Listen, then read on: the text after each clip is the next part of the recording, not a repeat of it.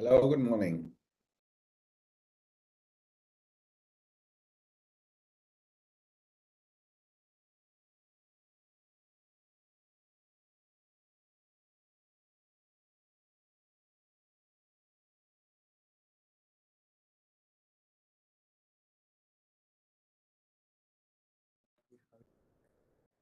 Good morning, Manu. Good to see you. Good morning, good morning. How are you? How are you? I'm good, I'm good. Getting आज थोड़ा respite, getting respite after this Sasakawa and all. nothing has changed. Why daily struggles are back. Uh-huh. But some viewpoint must be going on a different line with larger responsibility. ऐसा लग रहा है कि retire कर जाना चाहिए मैं अब और कुछ नहीं रहा Lifetime achievement award type का हो गया. हमने एक्सपेक्ट नहीं किया था. We just nominated ourselves and नहीं, बहुत अच्छा रहा. We are so glad you have brought this proud to the country. thank you. That's a brilliant thing which has happened. And we are always your admirer for the good work. नहीं, all your support, good wishes is what is helping us carry on. Otherwise, Yeah. it's very difficult. It's stifling होता है. मतलब कभी कोई emergency होती है तो ठीक है, but then otherwise day to day survival is challenging for us. और अभी तो how's just the work going on here? It's full of hands are full. हाँ, work तो अभी we have kept ourselves busy. So we are now thinking more in terms of doing something at systems level. You know, something. I think that's the change I think Sasakawa has brought, if I may say. That, you know, it's not about कि seeds ने कर दिया. It's about how governments, private sector, civil society need to kind of come together and address this problem at scale. Yes. You know, like all these other examples like Aadhaar and Diksha and all, they are all these kind of partnerships, you know. तो उस scale में I've been thinking a lot lately. तो या एक कोशिश कर रहे हैं हम लोग कि एक शायद मैंने आपके साथ शेयर भी किया था that how do we capture losses by communities both in a emergency in a catastrophic event and also in a slow onset kind of, you know. So we are experimenting with one prototype where communities can fill in their own loss data. But then, of course, you need to build trust around it, credibility around that kind of data. Exactly, तो because अभी जो government ही कर रही है without other than PDN विच अपना data लाती है sector का, उसी पर ट्रस्ट अभी बहुत नहीं है हाँ, ना. और if they link that with the data of the community, there losses and all, yeah, because उनको तो कम्युनिटी की स्टेटस तो ये ना कि जो बता दिया वही, क्योंकि we are not as a informed decision making process नहीं है ना. हाँ, हाँ. हमारे मोहल्ले में कल कोई पुल बनेगा तो हमें पता नहीं कि पुल क्यों बन रहा है ना. ऑल्सो इमोशंस होते हैं इतने ज्यादा, तो चाहे वो घर में एक क्रैक आया होगा बट वो out of emotion he might just say क्यों हो मेरा तो घर ही गिर गया एंड यू नो सो तो दैट तो विल. वो तो हाँ तो बिल्कुल होता है. हाँ और सो हमारे वो या हम लोग का ओरल ट्रेडिशन के कारण ना बढ़ चढ़ के बताने वाली आदत जी जी जी है ना, कि कहानी कहना है तो अरे दो दो तो क्या, कुछ नहीं साहब, वहां जाई तो 100 है, और वहां जाएंगे तो हाँ 10 भी नहीं मिलेगा, है ना. कुछ भी नहीं मिलेगा. तो थोड़ा सा वो भी कम्युनिटी को भी ट्रेन करने की आवश्यकता है कि how that that can be brought. And उनके पास बहुत सारे ज्ञान हैं, सब कुछ है. They are at risk, they are facing everything on a daily basis. So how they can comprehend their own issues in या terms of the damage and assessment, which you are saying impact. So we are experimenting with about 2,000 households. In fact, as we speak, we are doing it in Uttarakhand, in Chamoli, in Kerala, LP, Kottayam में, और एक वहाँ सिलचर में जहाँ पर अभी floods आए थे असम में. to see how people record and how people are reporting on their losses. So देखते हैं, थोड़ा डेटा आएगा, मैं फिर आपके साथ शेयर करूंगा एंड देन सी बिल्कुल कि बिल्कुल। बिकॉज आप ये भी शेयर इट कीजिएगा हैपन। मनु, जी आप ये भी शेयर कीजिएगा कि क्योंकि हमारे जो ये सब जो डिजास्टर प्रोन स्टेट्स है ना, हाईली जी इलिटरेट स्टेट्स हैं। 60 हाँ to 70% people are literate, illiterate. हाँ हाँ तो या उनका मेथडोलॉजी है कैप्चरिंग इंफॉर्मेशन, हम्म वो कैसे करते हैं, that would be very nice to, actually for या us is a very educative process. या सो आजकल उस पे भी लाइक इंडिया में काफी प्रोग्रेस हो गई है, this whole Alexa technology hmm where you can just speak into a form in your own local language, and the AI models are able to process that, based on some keywords and all. So, because ye problem is across the sector, like the illiteracy problem, and then at the same time digital inclusion. So उसको in fact already I think 24 languages में India ने develop कर लिया है एक Alexa type technology where people can just speak into their phone and it will record. लेकिन format वो बना है कि डैमेज लॉस इम्पैक्ट असेसमेंट का डेटा, और काइंडली फिल ऑल द, बोलेंगे तभी तो हर सो का। There are Q questions, some Q questions that will be asked. तो उसमें अब जैसे अपने आपदा मित्र हैं, उनको अगर हम थोड़ा सा ट्रेन करें कि हम्म आप प्रॉम्प्ट करो लोगों को and then let them fill it themselves, so hmm that could be one way. I mean there are various kind of approaches, we are just trying to figure out, because बहुत सारे these are some very right challenges that you have pointed out. Hmm and then उसमें भी ये होता है कि government assessment versus self assessment, उसमें अगर डिफरेंसेस आ रहे हैं तो how do we address that. Hmm वो उसका कोई कन्वर्जेंस, पॉइंट ऑफ कन्वर्जेंस नहीं होगा, मीडियन नहीं जी निकलता है उसका। मीडियन जी का जी वैल्यू आप देखिए ना, सेंट्रल टीम विजिट करती है, स्टेट गवर्नमेंट देती है 1,000 करोड़ और 200 करोड़ पे आ जाता है ना। सही बात है, सही तो बात है। आ, या तो गवर्नमेंट ये कहे कि 1,000 crore we agree, but because of the limited resources we are giving 200। Hmm हाँ, तो उसमें ये होगा कि हमने उसको मान लिया कि चलो 1,000 करोड़ की मेथोडोलॉजी ठीक है। हाँ तो अगर नहीं मानते हैं उसको, तो फिर ये कह सकते हैं कि नहीं, आपकी मेथोडोलॉजी को रिविजिट करिए। हम अभी हाँ तो मेरे असेसमेंट के हिसाब से 200 करोड़ ही हुआ है, तो इसलिए हम 200 करोड़ दे रहे हैं। जी जी जी तो ये तो सरकार के लेवल पे है, और कम्युनिटी के लेवल पे उनको अल्टीमेटली क्या मिलता है, पंचायत को क्या मिला, लोकल हाँ। बॉडी को क्या मिला, और फिर जो इंडिविजुअल कम्युनिटी हैं उनको क्या मिला। सो इसमें जो एक मतलब लॉन्ग टर्म वाला सोचना है कि how do we see right now, even if the government support comes to any individual who has lost his houses or livelihood or whatever, it covers only about 25 to 30% of the total loss, you exactly know. So वो and उस चक्कर में क्या होता है that the community feels like they obviously 70% loss deficit can't be met by themselves, so then they take these high interest loans or फिर all sorts of maladaptation kind of approaches.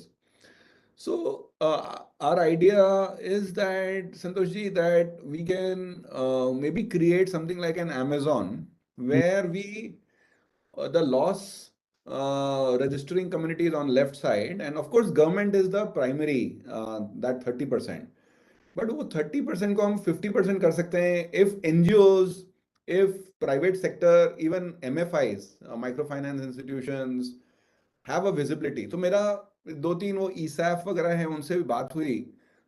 They were saying we can come up with products on disaster recovery, but अभी हमारी visibility नहीं है कि कितना extent of loss है, तो इसलिए they are not into extent that of kind loss तो ऑफ। मेजर भी नहीं होता है ना। एक्सटेंट हाँ ऑफ लॉस का अगर एक कंप्लीट डिजास्टर इम्पैक्ट का एनालिसिस करें, जी तो डिजास्टर इम्पैक्ट हमारा कितना असेस हो पाता है कि से फनी, अगर इम्पैक्ट तो हम 15 दिन में अगर वो कर लिया, एक पीटीए ने कर लिया या डैमेज असेसमेंट कर लिया, वो तो एक पॉइंट ऑफ टाइम पे है। उसके जी बाद जी। मतलब बाद में जो और कम्युनिटी के जो चैलेंजेस हैं उसको अगर देखें तो फुल हाँ होल हॉग स्टोरी होती है, अगर एक साल आप पूरा देखें कम्युनिटी को, वो देखें। लेकिन किसी के पास टाइम नहीं उसका देख के और फिर उसको रिकवर करना, ये रिसर्च का इशू हो जाएगा। तो हाँ। रिसर्च के बाद फिर कुछ निकल सकता है, तो that can B integrated into our loss assessment process at the community level or maybe the institutional level. That's a good point. Yeah. Ali, now I think 11 o'clock, so we can start. Yes, sir. Actually, sir, Professor Khalid is struggling to join. He is having some technical issue. So he will be joining in 1 or 2 minutes. Yes, sir. I was just assisting him in on phone. Okay. So now 104 participants have joined already. Sir, in 2 minutes we can start. Okay. Thank you, sir. So we can continue our discussion, Manu, for 2 minutes. Ideas. That will also benefit participants if they will have their own ideas. They can always come out. लगता आ गए वो, है ना? Yes, sir. Yes, sir. Professor Khalid has joined. अच्छा, so then we can start. Good morning, sir.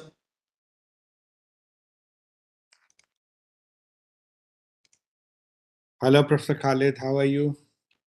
Sir, you are on mute. Please unmute yourself.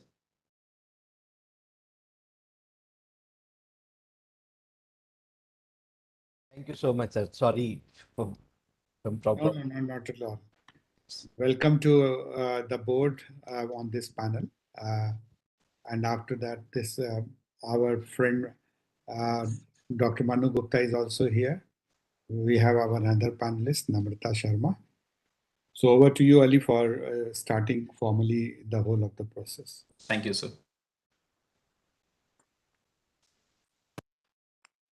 The Intergovernmental Panel on Climate Change 6th Assessment Report in 2022 on Impact, Adaptation and Vulnerability emphasizes that greenhouse gas emissions to date have set in motion irreversible changes for years to come. The world will continue to warm even if emissions could be stopped today, and will warm more for longer into the future in response to the continuing emissions so far. India ranks 7th among the countries vulnerable to climate change. According to the Climate Vulnerability Index, 80% of India's population lives under constant risk of a climate disaster. In the year 2022 alone, nearly 14 million Indians migrated because of the slow onset impact of climate change events. This number, we can imagine that can be more in 2050 or in future if the temperature rises as it is rising today.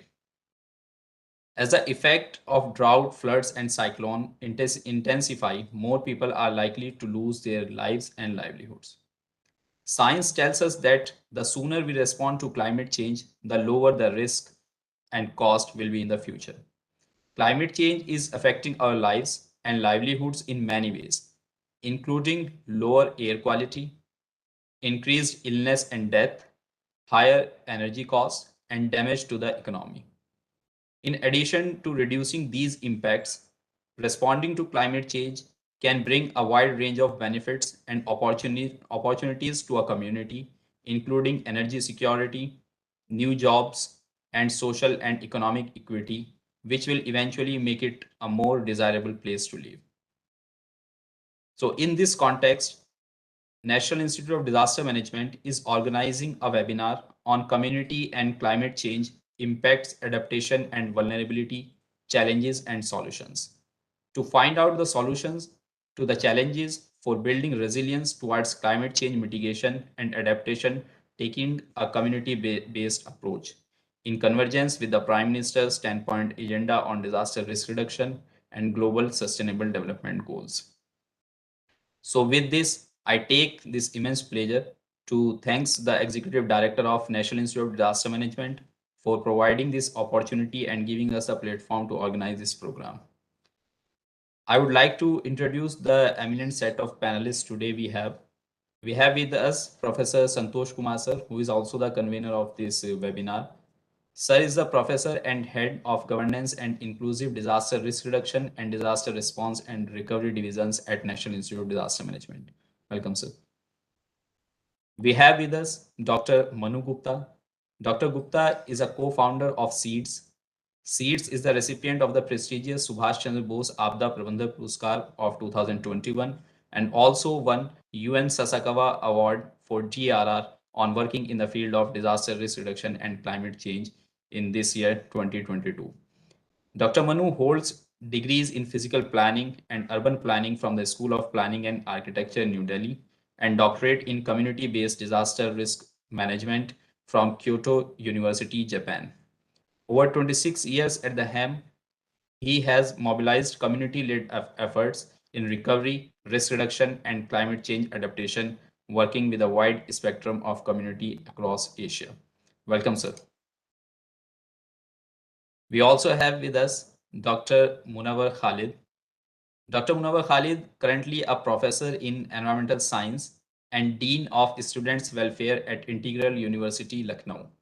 Sir is having more than 30 years of distinguished career in research and academics, especially in the field of wildlife conservation, climate change, biodiversity, aqua, flora and fauna, forestry, carbon estimation, remote sensing, etc. Professor Khalid is the former director of the India Regional Climate Centre, Earthwatch UK, and officiating director of the Europe Regional Climate Centre at Oxford for Earthwatch Institute UK for a global project on climate change under the under the HSPC Climate Partnership Program during 2008 to 12. Welcome, sir. We also have with us Ms. Namrata Sharma. She is currently working as a junior research officer at Child-Centric DRR of National Institute of Disaster Management. Ms. Sharma is a mental health and SRHR advocate. She has a master's degree in applied psychology and a postgraduate diploma in guidance and counseling. Her core area of work as a professional counseling psychologist has been with women and children. Welcome, Ms. Namrata. So with this, I would request Professor Santosh Kumar sir to please give a warm welcome address to our dignitaries. Over to you, sir.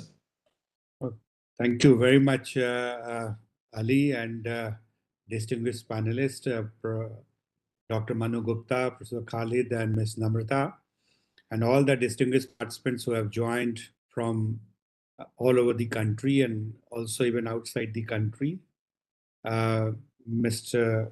Ali Haider, the convener of the program, on behalf of National Institute of Disaster Management, Ministry of Home Affairs, Government of India, and the Executive Director, Shri Taj Hassan, who is also the Director General of Fire and Civil Defense Services, Government of India.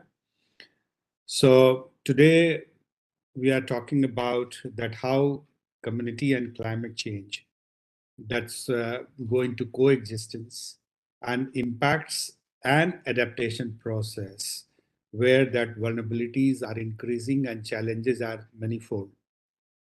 We are seeing, if you see the countries this year's monsoons only, we are seeing a sea change.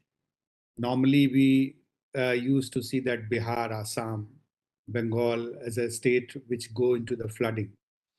But today we are seeing that Rajasthan, Gujarat, Madhya Pradesh, Maharashtra, Karnataka, the West Coast, and the Central India is facing such kind of a climatic induced disasters. We are also seeing that the Pakistan, the neighboring country of ours, where that more than 1,100 people have died because of the flood. And the government of Pakistan is saying that it is a catastrophic flood, which never been seen in Pakistan before. And 3 crores of people, as it's been estimated by them, got affected by this catastrophe. And the whole point which is being made by the government is happening due to the climate change. Another very important thing which I would like to highlight here, that they are saying that we are facing the brunt of not that we have done anything wrong, it's been done. If we talk about the climate change, our carbon emission is just 1%. But those who are having the larger emission, they are not finding into this kind of a troublesome situation. Recently, also, you must have seen that Government of India has put up a bill, had put up a bill in Parliament on energy security and also renewable energy. There also it was debated and talked about that India's contribution in carbon emission is just below 3% or almost 3% equivalent. Many other countries, which is 13%, 20%, 18%, that is also happening. But without going into the details, Government of India and all the state government are committed that who is doing what doesn't matter, but idea is to start looking at as a zero tolerance towards the carbon emission. So that's been the agenda and that's what the Government of India has also put up this bill to go into that. Honorable Prime Minister has taken the energy kind of a renewable and also that solar alliance and everything. So it's very important to look at those challenges, that how we are actually addressing with different strategy. We are actually taking up the agenda forward. So now when we talk about in these circumstances, government is one, although we say that disaster management is a public good. But how long it will go into public good when the multi-stakeholders are there and participating in the disaster scenario? And many of the disasters, almost in every disaster, I can say, that's along with the government is the community who take the larger responsibility of pre-disaster, during disaster, and post-disaster scenario. So in this context, we have wanted to understand that how that solutions can be brought in with the innovations. Many of the solutions are existing, but the implementation of those is a challenge. How community at risk can actually be brought into the mainstream of DRR practices. So the idea is to, when we have the panelists and seeing this, Professor Khalid, there's a larger interest in the climate change and carbon. Dr. Manu Gupta is a very eloquently have been able to actually take this agenda forward with the community, working with the community. So we have academia, we have a civil society group, we have also the government and also that practitioners. So vulnerabilities, we say that larger vulnerabilities are coming with the kind of a concept of climate change.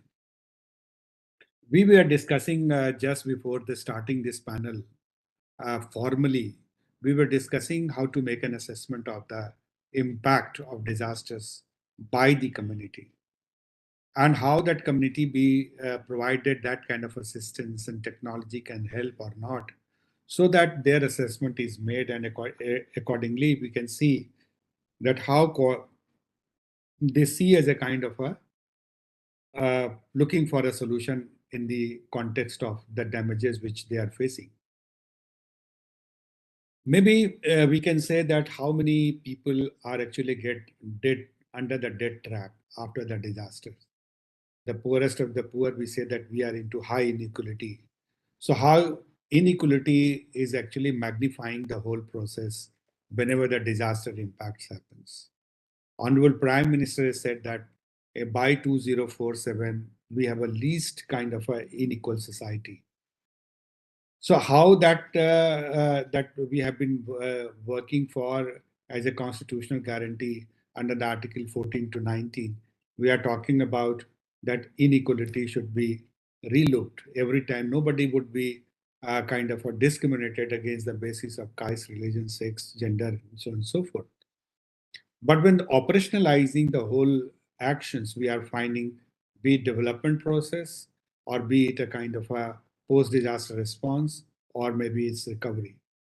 As Dr. Manu Gupta was informally sharing, that over the years we have improved substantially. and the community has also become aware. Community is also empowered. Community is also informed. So in this context, how we say that they can even play a greater role, just not as a kind of a minuscule role in response or building capacity for response. The idea is to greater engagement of the community in reduction of vulnerabilities, in reduction of risk, in reduction of inequality, in reduction of this, in bringing inclusiveness. So those are the areas which we see as a kind of as a civil society, as a government, and also at the academia. Large number of research going on, and so on and so forth. So we try to understand and see that how these processes can be. So all these be looked into. I would just say, Manuj and mm, Professor this Khalid, I am visualizing here that uncertainties we are operating towards uncertainties. And the community, those who are living at risk and they're highly at the dark spots, you can say that hot spots. And in those uncertainties, they are facing element of surprises and element of astonishment and also element of known risks that they would be, if they are into drought prone area or flood prone area, risks are known. But the same risk is getting magnified in terms of cloud burst, suddenness. So they are getting astonished with the kind of a capacity they had in the past and capture that moment if the flood is multiplying five folds in terms of that scenario. So how that community coping capacity for risk reduction, responding to disasters and kind of. So this is one thing which I wanted to understand as a how collectively we can think of. Second is that the journey has begun from addressing or building capacity from known risks to unknown risks. Like cascading, one disaster is leading to another, another is leading to another, another is leading to another. So cascading risk is unknown. We say that we do not know whether cascading impact will happen to this event or not. So in that uncertainty, how that our system, which Manu was telling that we need to work on system. So how that system can evolve for the community, we say that by the community and to the community, as a kind of the political process of democracy when we say. So this is another point which I wanted to understand in terms of, I'm sure that participants would definitely have these questions and they will also inform us about this. So uh, we always say that community is also not a very homogeneous category.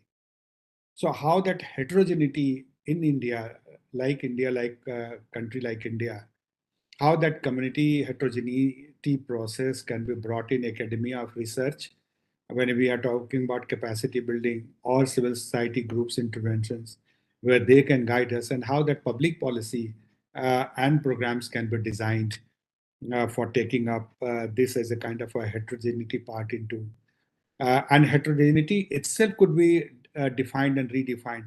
One heterogeneity comes with different risks. That is itself is a heterogeneity. Somebody is at high risk, somebody is moderate risk, somebody is at low risk, somebody is at zero risk. So that one heterogeneity is itself. Then second is that we are saying one is the rich, one is the middle class income, another is a kind of a laborers, and they are finding it very difficult, and livelihood becomes the biggest issue after the crisis. The third thing in terms of that heterogeneity, which I would like to mention about gender and also about the ability of the person. Disability, we are saying that differently able person had different mechanism. So we cannot leave those persons. I was looking at into the data on gender, and also that the committed people committing suicide, and on that we found 47,000 women committing suicide every year in the country. And that could be economic crisis is one, disaster-led crisis is another, and something like that it is coming up. So how that should be seen and to as a part of a holistic analysis. The other mortalities, whether other mortalities are not linked with the disaster or they are having the link, but over the years they get we get lost touch in the midst of time. That it was happened and during the disaster time that we are just addressing, and after that the kind of distressed life they are living, and that is leading to suicide, whether it is connected or not. So that probably that heterogeneity has to be brought in. So and then existing capacity to the high capacity, how that community's capacity development program by the institutional systems or by the scaling up can be brought in. As Apda Mitra is one, but many of the states they might have, because 15th Finance Commission has given mitigation fund, risk reduction fund, drought mitigation fund separately, urban development fund separately, coastal erosion fund separately, then capacity building for this separately. So first time in the history of the country, spatial allocation for uh, different capacity development and risk reduction processes there. So how that can be capitalized if the communities they do not have resources in place. But many of the state governments are also coming with a large resource allocation. But the point which my concern and Manu's concern and maybe Professor Khalid's concern also, that how that can be go as a kind of community, how community can think that yes, they have been empowered with the economic resources, technical resources, and also that information resources.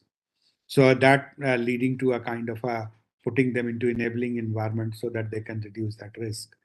And last but not the least, we see that the classic case of trauma was seen amongst the community, especially post-COVID and during the COVID. So that is now acknowledged. Earlier, it was also existing in different disasters. So how that can also go as a part and parcel of community level trauma counseling by the community workers or the volunteers. And if that things are there, then can be scaled up. So that in a built in the system.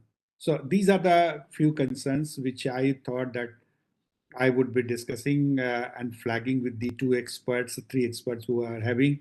And I'm sure I will request all the participants, once the panelists finishes their presentation, please come with the questions. And so I'm really grateful to all the panelists who have joined, accepted our invitation. And Professor Khalid is an academics. He is into research, and he can suggest also that what are the research to be taken. As we have said that NIDM has created a institutional network in the country, Indian institution and universities network, and today we have crossed the 200 marks, where the central universities, state universities, IIM, IIT, NITs, central universities, state universities, they have private universities, they have become the part and parcel of this DRR network. So how that network can also help in building community capacity, where we see that psychosocial is the biggest need which is coming up.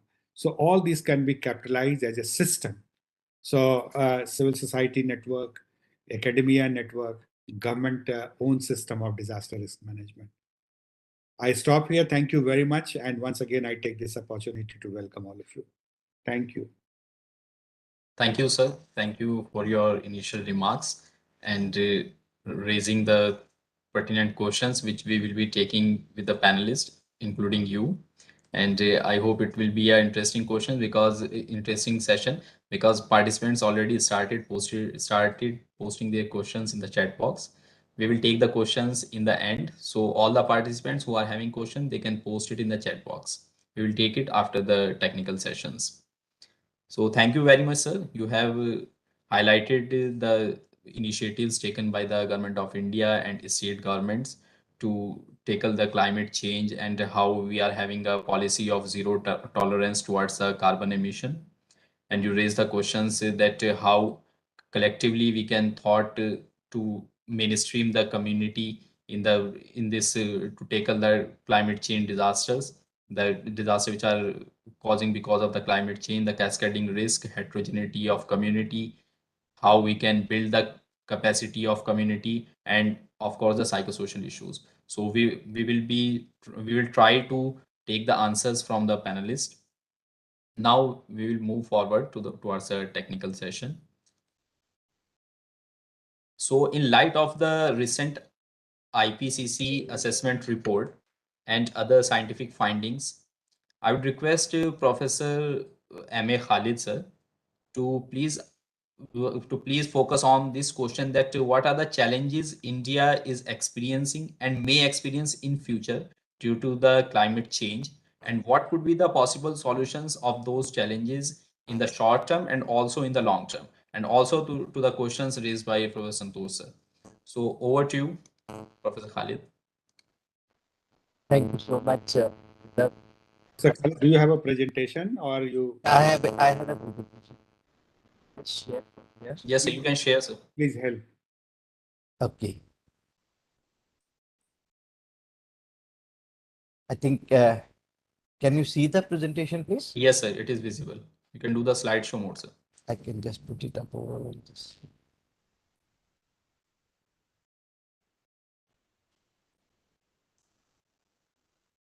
Is it there? Yes, sir, fine. So, first and foremost, I would like to thank National Institute of Disaster Management, uh, Taj Hassan Saab, and especially Professor Santosh Kumar Saab and Ali Haider for providing me this opportunity. And welcome to all my colleagues in the panel. And I would like to, as you pose these questions, it's very, very important.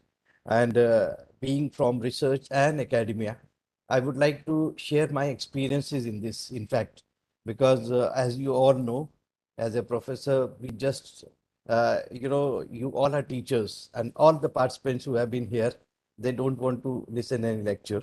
It is an interaction. So as looking into the challenges of the climate change for India to bring all the people on the common page, I would like to just remove this. Yeah. Explain what is climate change, because I know everyone knows that, but climate change, which is an average temperature and rainfall over a long period, and it's average. People, they think that suppose last year was very, very warm, or before that. No, not at all. It is an average of almost minimum 30 years. And that's how it, the average temperature, which is changing, and globally it is being, and the reason, we are the reason behind that. That is anthropogenic activities, the human activities. And it has come in limelight with various studies, when suddenly we found that carbon dioxide, methane, nitrous oxide emissions, they are increasing. And carbon dioxide, it is really, really increasing very fast. The ppm, which never ever was more than 280, has crossed 400. And this is all because of the greenhouse gases. But interestingly, greenhouse gases are a necessary evil, something like without which we cannot live also. Because without greenhouse gases, the earth would be cooler, 60 degrees cooler, which would be unable to support life. And this is only because of greenhouse gases that we are having comfortable this thing.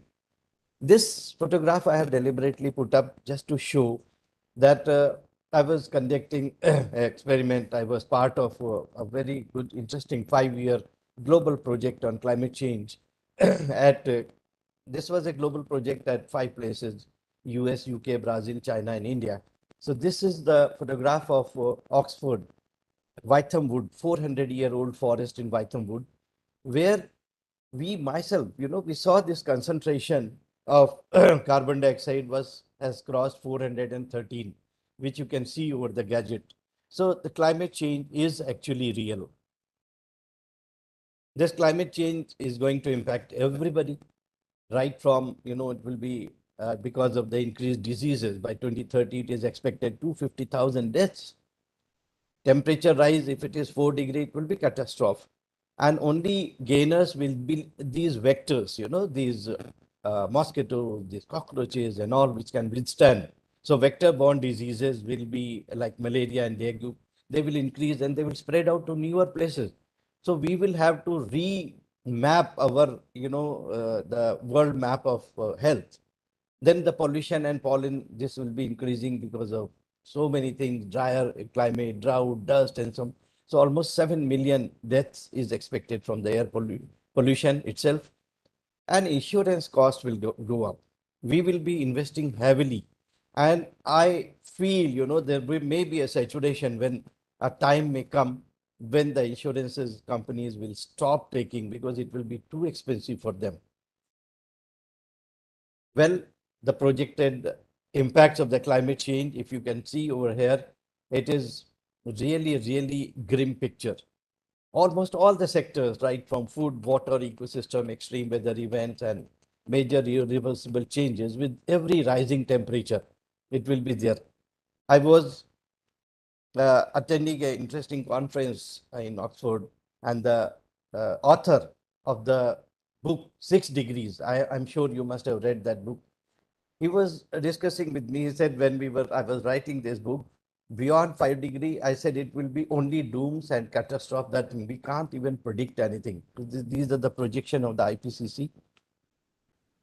Well, in terms of the recent report, which is the sixth assessment report of the IPCC, it is giving a very, very grim picture and very strong, very high confidence, medium confidence, and with confidence, it is showing that all the ecosystem, marine, terrestrial, and freshwater around the world, they will be altered. They are being under severe stress now. And it has caused local species losses, increases in diseases, mass mortality, ecosystem. Restructuring is happening, which is increasing the areas burned by the wildfire, etc., and climate-driven impact on ecosystem. They are causing measurable economic and livelihood losses. Well observed impact on the climate change on ecosystem. You could see over here that the global changes in the ecosystem structure is also happening in the shifting species range shift and changes in the timing in phenology. And global, almost all the sectors, whether it is ecosystem, species shift, or the phenology, globally it is happening in these terrestrial, freshwater, and ocean ecosystem. And country-wise, some countries are most vulnerable or going to be impacted, which is, say, high to medium and low, and some impacts you can see over here. Well, in terms of risk to terrestrial and freshwater ecosystem and impacts and risk to ocean ecosystem, you could see that warm water in corals will be the most impacted, in terms of ocean ecosystem. And here the biodiversity loss, the carbon wildfire increases, which is happening in the global scenario. And we all have heard, we have been reading every day the situation of Europe today. More than 50% of Europe is under severe heat waves, stress condition. It is, and it has happened first time in 500 years. Then, in terms of climate change challenges for India, see, we have our own, we are one of the most vulnerable countries towards climate change because we are growing very fast. Density of economic activity is fastest in the country. And also, we have largest number of poor people who are dependent on the natural resource base for their livelihood and with high dependence on the rainfall. And the pressure on India's water, air, soil, and forest is going to be the highest in the world. And water resources, they are threatened because we have huge amount of, Himalayan glaciers, but unfortunately, which is accounting for 85% of water sources is receding, and especially the three major rivers. So India is responsible for, 3 to 4% of global greenhouse gas emission. And at the Paris conference, this is also a challenge because what we have committed, we have promised by 2030 that at least 40% of our electricity will be generated by non-fossil fuels. So this itself is a challenge to meet those commitments or the promises which we have made. And the coastal ecosystem will be affected by sea level rise and temperature. And mind it, these are those areas which have got most poor population, but heavy population, and they are totally dependent on ocean for their resources. India is both. It's also a major greenhouse gas emitter as well as most vulnerable country to the projected climate change. It's already experiencing changes and heat wave, drought, severe storms, and around 1.3 billion growing population who are dependent on agriculture. They will impact continuing climate change. So the projections have inherent uncertainties. These are again, increasing high level of troposphere, ozone, and other aspect, technically at macro level and micro level, that how it is going to be impacted in India. The climate change vulnerability, if you see in India, we have from high to low, medium, and especially and those urban areas, black spots we see, and 54% of India's groundwater wells, they are decreasing. And India's emission, if you look into carbon dioxide emission in India, we have maximum usage of coal. And coal, as we all know, is a fossil fuel which we extract out, burn, and for our energy and other needs. High concentration of carbon dioxide, then followed by oil and natural gas. As I said, the other challenges like melting and receding glaciers. Almost these glaciers, they on an average rate 10 to 15 meters per year, they are receding. And if that rate increases, flooding is likely in rivers, valleys fed by these glaciers, which is followed by diminished flows. And then we will have a time when we will have water scarcity, no water for drinking and irrigation purposes. In agriculture, as you all know, even 1 degree rise of temperature can impact, it will 10 to 40% lower yield. And then high input and high output agriculture will be negatively impacted as demand for food, and because everything is linked. It's a vicious cycle which is linked up, and then costs will go up when the shortage will be there. Then millions of subsistence and smallholder farmers, they will experience hardship, and trade, compensation deficit, then it will hover up. Then water, glacier melt, that will yield more runoff in the short run initially, but in the long run, it will be diminishing. And more severe storms, changes in timing and amount of monsoon. We have been seeing this regularly, and even in good weather years, the farmers will be bound to take decisions which will be leading to lower productivity.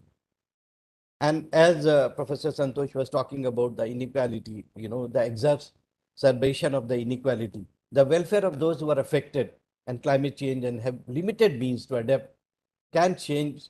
There will be unrest. There will be other things which will create problem. And 1/3 of the India are under extremely poor, and 60% depend upon agriculture for their livelihood. Energy demand will increase manifold, and which will be tough for meeting the rising demand. And climate change mitigation may constrain its use in indigenous and imported coal, oil, which is normal, which we are using. And in terms of nuclear energy, it will be slow, but likely to encounter, there are so many issues which it will encounter opposition. And other non-emitting technologies will require technology transfer and capacity building. Migration, as you said, this is going to be a severe problem, because India, which receives immigrants from various countries, with flooding, particularly from Bangladesh and neighboring countries, the people, it will be a social issue. And these migration may exacerbate the tension between the countries and cause social unrest. And in terms of varying adaptive capacity, it differs from state to state, geographical region, and other. So this is in terms of availability of food security, human and social capital. It will be a challenge. And wherever adaptive capacity is low, the potential is greater for impact to result in displaced people, death and damage from heat, flood, storms, and conflicts over natural resources and assets. So you could see over here the problem lies where? Certainly, it is the growing global population. If you look into the global aspect in Africa, Asia, Europe, and Latin America or Oceania, this Asia is the only region where population growth is very, very fast. and it is expanding. If you look into even Africa, even Europe also, you almost, growth is there, but not as much as compared to Asia. So this is we are almost touching 9 billion now, the world. So the way forward for India, we have National Action Plan on Climate Change, which has really helped in formulating policies. And India is working very hard for that. Wind energy, which is boosting the wind energy production from 50,000 to 60,000 megawatt. And the National Solar Mission, which is targeting renewable energy efficiency and conservation. And also a mechanism to implement that perform, achieve, and trade, that is PAT scheme. Then we have new standards for vehicles on fuel economy. And then we have smart cities to promote efficient transportation, urban amenities, energy network. And then India's intended nationally determined contributions, for the period which India is committing and working on. Well, in terms of adaptation and mitigation, as we have to have adaptation strategies, to build resilience in the livelihood and design robust infrastructure, because when drought and floods are going to be normal, we'll have to take into account potential impacts of climate change while designing these robust infrastructure. And mitigation, the key is to work with more and more partners. They may be regional, global, or whatever, but we have to rope in private sector leaders, we have to bring in academia, we have to bring in researchers for transformation to lower carbon economy. This is, I would like to share because I evaluated some of the interesting projects in the country. This was a Climarise project in NORAD by Tamil Nadu Agriculture University, where we have looked into, how adaptability of the, farmers in terms of, so changes in, different varieties of the crops. Then mat nursery trials for farmers field we have. So this is in Tamil Nadu, which we looked into. So various, organizations, they're working on this. And then we have legislation governing climate change in India. So India is really committed to various international conventions. You all know about UN, United Nations Framework Convention on Climate Change, Kyoto Protocol, Paris Agreement, etc. And then it has also introduced its own national action plan on climate change. And the Indian government has already initiated steps to reduce the greenhouse gas emission without any compulsion under international treaties. So we have our own targets. We are trying to work on it. We are improving on that. And the government of India has taken measures for promotion of renewable energy and investment in clean development technology. And these various other legislations which were already there.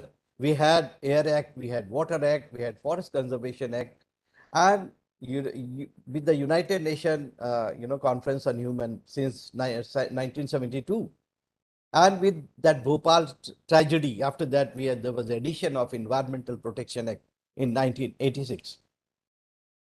So overall scenario is that implication of biodiversity for global warming. And why I'm saying biodiversity, this is going to help us. This is going to help us in disaster risk reduction and so many other aspects. Here, this is a scenario where just 1.5 degree rise in temperature will, create problem for the Arctic, ice-free Arctic, and then limited warming. It will impact the, ocean life. It will impact the terrestrial life, and we will have more than 70% coral death is affected. Alpine species. So various species, insects, vertebrates, and plants, they will be impacted if we have this rise in temperature. So what are the solutions? I would like to discuss that we have solutions, and we are very blessed country because nature-based solutions which refer to the sustainable management and use of nature for tackling socio-environmental challenges. So it is in fact involving conserving, restoring, or better managing ecosystem to remove carbon dioxide. Then we have ecosystem-based adaptation, use of biodiversity and ecosystem services as part of an overall adaptation strategy. I would like to share with you, we were conducting some studies in coastal Orissa, and there are some species with the indigenous people, the tribal know. They said that when there is a, water inundation, when there is a flood, there are some species of rice which starts growing faster so that they are above water. So there are a lot of knowledge available which we need to use, and we have to go back to nature to teach us and to find solutions from the nature. It helps to increase the resilience and reduce the vulnerability of people and environment to climate. And IUCN has developed some of the global standard for nature-based solution for use by the governments, businesses, investors, and communities and NGOs. I would like to share with you the real ground projects. One of the projects which I was involved in, it was the first small-scale afforestation, reforestation CDM project of the country in Haryana, Sirsa, where around 370 hectare land in 8 villages, and it was just a totally desert area where once in 2 to 3 years rains used to come, and they used to just throw some seeds of chana and all, and then get it gram seeds and all. But that area they have voluntarily given for this project, and we worked on this by planting the local species. This is with the under European Union project with the Haryana Forest Department, and this CDM project in which we planted ailanthus, acacia, and all dalbergia, sisu, and zib. So this particular area, if it is calculated that if we do it without carbon, then it will be around 1100 rupees per hectare per year. But with carbon revenue, with CDM, once it gets registered, because it got registered with UNFCCC, the revenue jumped to almost 6 times. That is 6,425 for that carbon which is sequestered in your trees, which you can't see. But just removing that much of carbon, you are getting money for the CDM. And you could see over here that same area where this was totally down. I visited in a few years back and then found that this complete area is green now. And the farmers are so happy. They said, sir, we don't need any carbon money now because the area, our area has become greener. The trees have come up, the water table have gone up, the cost of our land has risen. So we are happy. The microclimate has changed. So these small interventions can bring a lot of changes. I would like to share, my friend Chewang Norfel. You all know him as a glacier man of India. Just a small idea in Ladakh, and he created artificial glaciers.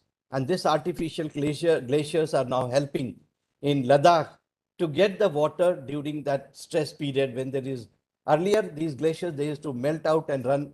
He has stopped it, just small interventions. And these glaciers, water is now available for those villages to grow very good quality of potato and other crops. Another very good example is also my friend, Mr. Sonam Wangchuk. He has created ice stupa, same in Ladakh. And this is associated with, because the monks over there, they revere stupas, so it gave protection. And this is also a very simple technology, bringing water from higher sides and then getting it frozen over here. And this is available during the time when there is no water elsewhere. Then we have globally climate change adaptation funds, which is available, and the countries, they can make use of it. And there is a $100 billion commitment by the developed countries, which they are raising.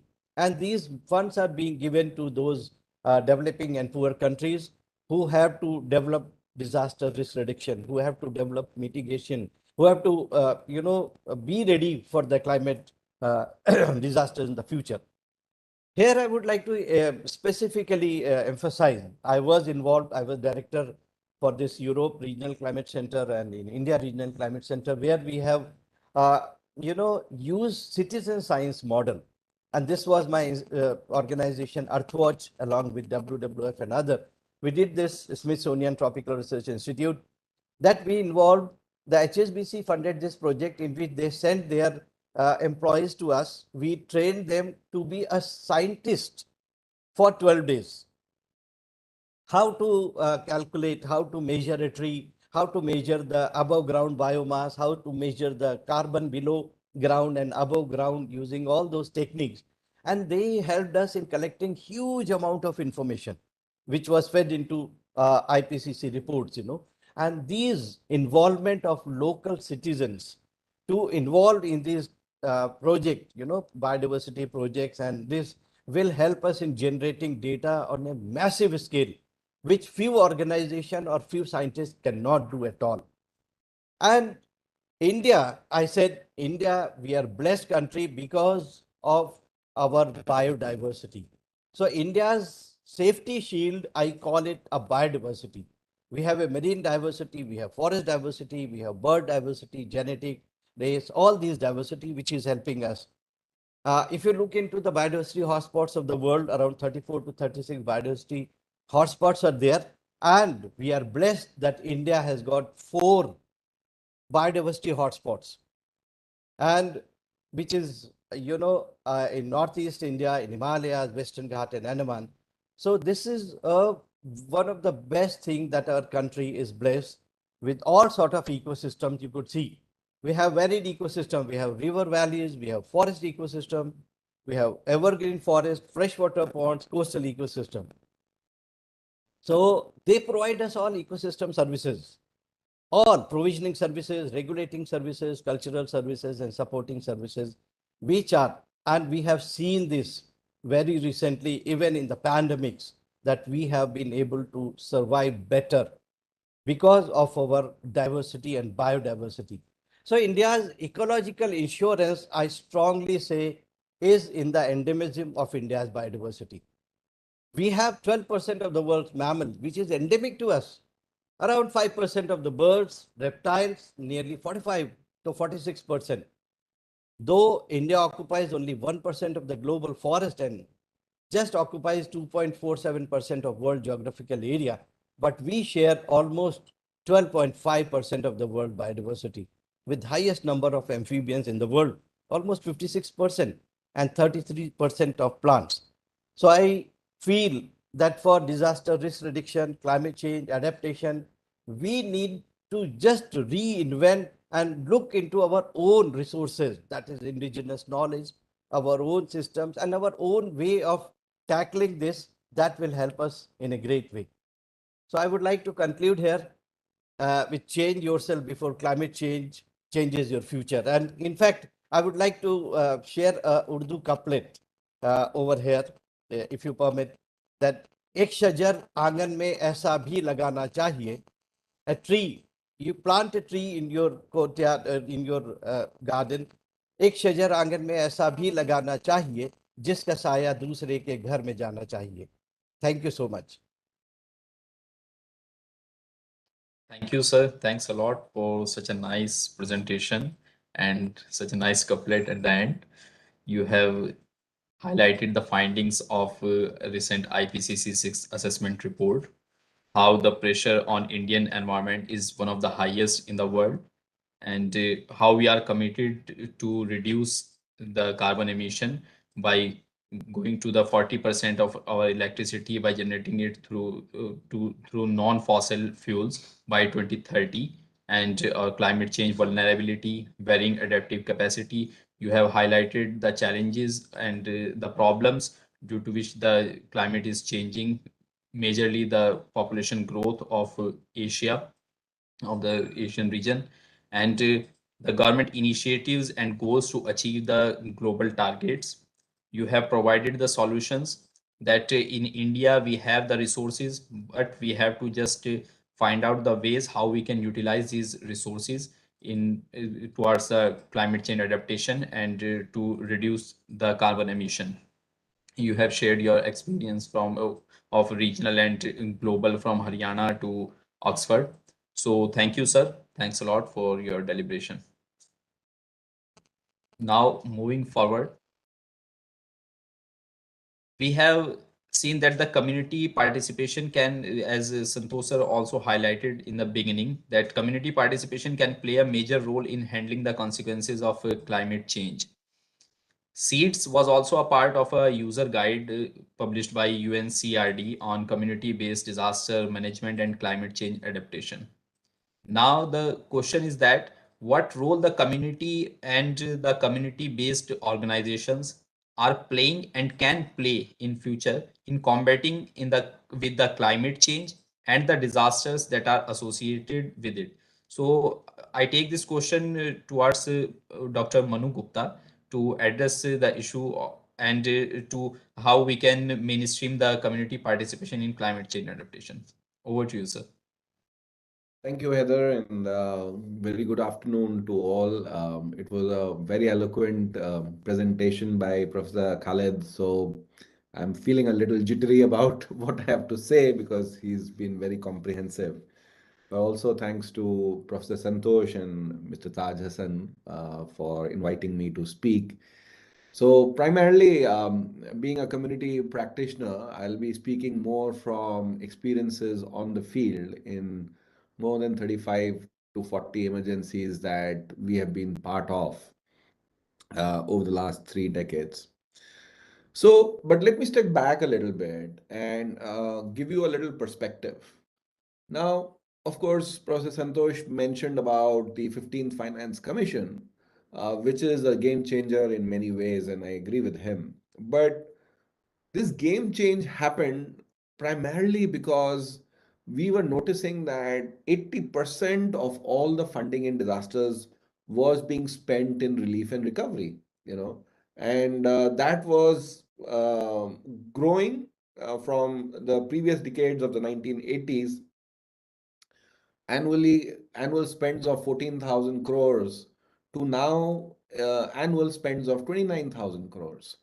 So our traditional model of command and control, of rushing to the field in terms of disaster, has been a growing challenge. You know, so I think this is a very important part to be kept in mind. What it is also doing, is that it is in some way oblivious to the repeated cycle of disasters that are induced by climate change, which Professor Khaled explained in very uh, beautiful terms. And this kind of a government driven, largely command and control approach actually did a little more damage. It actually overwhelmed the community's coping capacities. Traditionally in India, communities have been suffering from floods and droughts and famines. We know how the Indus Valley civilization to, traditionally in northeastern part of our country, communities have learned to live with floods and famines. But when this kind of a sudden, outpouring of relief and all the resources that come to the community, their own capacity is overwhelmed. People question whether they are strong enough or not. And I remember some of my early days where I was touring the state of Orissa and Bihar, and we were doing relief work there, and communities would be just sitting there on the fence waiting for the relief to come, not really realizing that they already have the capacity to be able to overcome the challenges that they are facing. And gradually and bit by bit, that capacity has been reducing in some way. So our challenge in terms of the topic today that we are discussing is very, very important, is that we need to revisit this traditional versus so-called recent approach of rushing to the scene.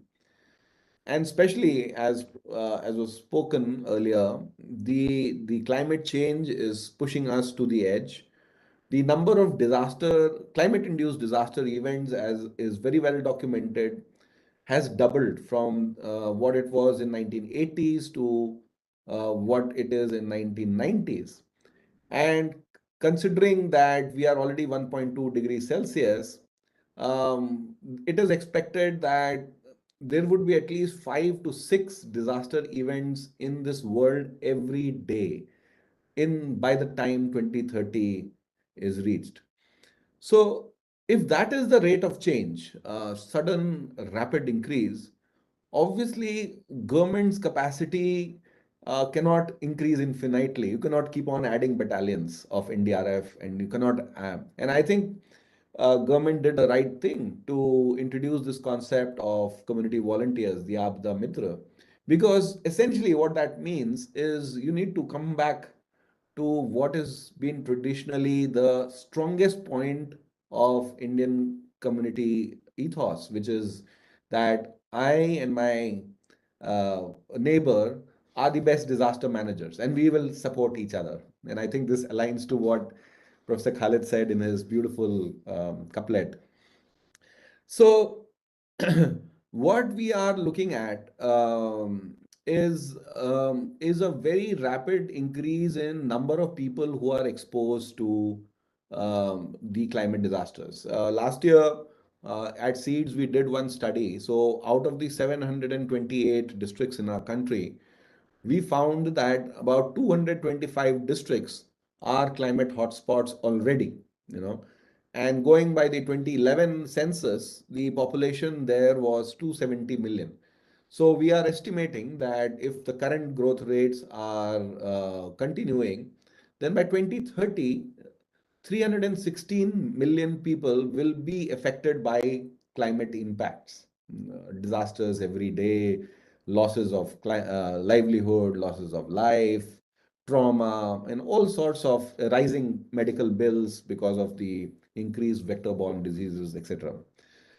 So what do we do in this kind of case? And I think the main intervention that I wanted to make here today is that we need to look at community participation or community-based adaptation once again, but with a new lens where we are able to address some of the problems that Professor Santosh very eloquently spoke about. The heterogeneity of the population in terms of level of risk, income level, gender biases, and then special needs of people with disabilities. So I think this new challenge of numbers, of heterogeneity, and of the traditional capacity being very quickly forgotten are the challenges that we need to kind of overcome. And I feel that, it could be addressed at three levels. And these are basically not such an exhaustive kind of levels. We can of course debate this later in the program. One is, of course, creating an enabling mechanism by the government. Now, community-based adaptation, community-led adaptation is still not recognized as a program or a policy in our governance structure. And because it is not done, we do not have, one, of course, the finance for it.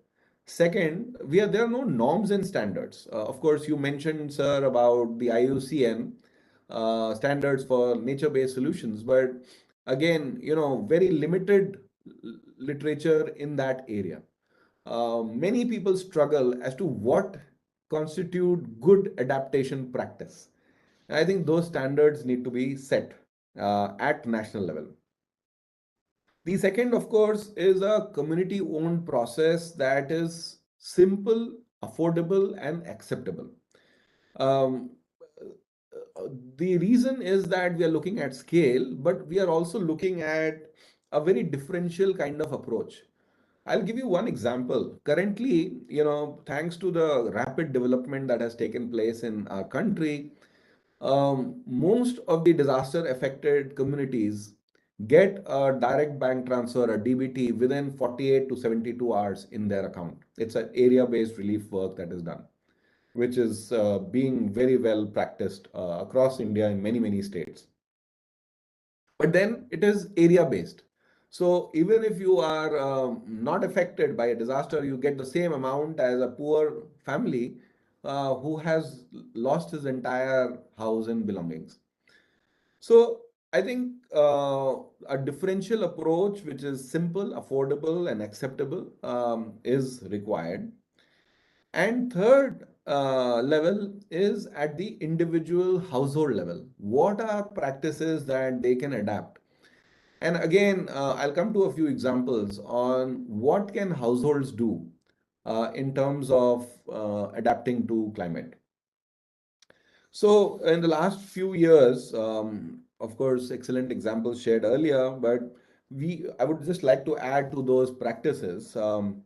We tried in the Maldives and then later in the coastal Tamil Nadu, the whole concept of coastal bioshields, which was originally developed by Professor M.S. Swaminathan as part of their MSSRF work, which basically is looking at how, because of sea level rise, there is increasing beach erosion eating into villages on the coast, but also increasing the salinity of water in these areas. And therefore, what can be done to prevent that? And this coastal bioshield, primarily it means local species that are able to stop and hold the soil from eroding further. Uh, Another layer that acts as a wind buffer, another layer that dissipates high tidal waves so that settlements don't get affected and the saline water of the sea does not enter the fields. And the fourth is what they call the sandbank farming, where to augment the income from fisheries, farmers are also able to do sandbank farming in these villages. Yes, of course, there have been mixed kind of results. We don't need to go into that. But as a concept of local community driven adaptation exercise, I think it is really scalable and really affordable to local communities. Similarly, we realized that in Assam, I'm just looking at the time, sorry, yeah. In Assam, the flooding season has increased from twice in a year to now 3 times, even 4 times in a year. Now, what do we do about people losing their homes every time, And as I said, with increasing expenditure on relief and recovery, it's no longer tenable to be able to rebuild every time, So how do communities adapt? And learning from this Mishing tribe, which is primarily on the Assam, Nagaland border, we realized that use of local bamboo and making houses on stilts is still possible. It was considered as some very boutique kind of approach 100 years ago, people adapting and living in flood prone areas because they could continue fishing while the water level would rise. But with the current scenario, entire villages need to look at that kind of a practice. And very successfully, we constructed these kind of houses along with people and with their local bamboo skills of bamboo joinery and bamboo construction. Today, when I go back to Assam, I find that these houses have survived 7 flood seasons, and they are still intact. Of course, minor repair and some changes are required, but then again, those minor change and local replacements can be done by bamboo, which is available locally. It doesn't need to come from other parts of India. So local supply chains, local artisans, local skills, and yet affordable. The other very interesting example, and although I'm not an agriculture expert, but we found that it was working very well in Bihar and in Karnataka after the flooding, is how you can introduce backyard farming in homes so that people can sustain incomes, not depending on one paddy crop or which can then get swept away by floods. So if you introduce backyard farming and then of course the supply chain and market linkages, uh, you are able to maintain a basic modicum of income for these very poor families. And it has been very well accepted by families that we worked. In interest of time, I don't want to go too much into details, but very rapidly, the direction that we need to go further and we need to look at and I mentioned this before, that if we have to drive community change, community-based adaptation, I think one of the important aspects that we need to look at is how do you reach finance to that level? And that is an area that hasn't got much attention, and that is why we are looking at, we are struggling with, scaled approaches, So I think what we need to look at is how, so what happens is right now in a disaster that um, about 30% of your losses are compensated by the government. Thumb rule, it could be 20, it could be 35 somewhere, which means the balance 70% of their losses they have to fend for themselves, and sometimes they have to go to the local money lender who will give them at exorbitant interest rates, or they will desperately migrate to cities or any other desperate coping mechanisms. Now, if we are looking at scalability and looking at really replicating this kind of community-based adaptation, I think the key leverage right now is innovative financing. I spoke to a few microfinance institutions, and they said that it's possible to give small loans for climate change adaptation, for making your homes resilient, or for backyard farming as an augmentation to your regular farming, etc. Whatever may be the local technique, but they don't have visibility into these communities. They don't know where these communities are. And because it doesn't get that kind of media attention after that big disaster and a big relief work has happened, these communities are left to fend for themselves, and the innovative or the financial products are not able to reach them. So, one of the recent experiences, and I was speaking to Professor Santosh just before the seminar, is that how do we get communities to report on their losses and damage? How can we get them to make themselves visible, capable, and also eligible for more than that 30% that they are getting? If we can improve that from 30 to 50 to 60% by participation of MFIs, by participation of private sector, even NGOs, then I think we will be creating more stability, and we will be able to drive adaptation at scale in some of these climate hotspots. So let me stop here. It's been a little long here, so I can come back with some question, response to some questions. So back to you, Heather and Professor Santosh. Thank you, sir. Thanks a lot for highlighting very important points. How we are overwhelming the capacity of our community, and how the resilient infrastructure is necessary to not to build again and again in the areas which are influenced by the disasters, and which are experiencing the disasters every year, and why there is a need to build the local capacity, why there is a need to use the local resources. And you have highlighted the example of Bihar and Karnataka, how the community is using their capacity by having the backyard farming or the kitchen farms. And also at the last you pointed out on the innovative financing for this approach. So thank you, sir. Thanks a lot. Now moving forward, I would like to take a little different view from Ms. Namrata Sharma. Considering the world is fighting a silent pandemic, which is still going on, and which is also related to mental health, what role does climate change play when it comes to the psychological health of the world's population? So, Namrata, would you like to answer it? Over to you. Thank you so much, Ali. Is it possible to make me the presenter? Yeah. Okay. Yes, you can share. So, first of all, thank you for having me, Professor Santosh Kumar. Thank you so much for having me here. It's actually a very proud moment to be among such great panelists. I learned a lot today, and I'm sure even the participants are highly engrossed in our conversation.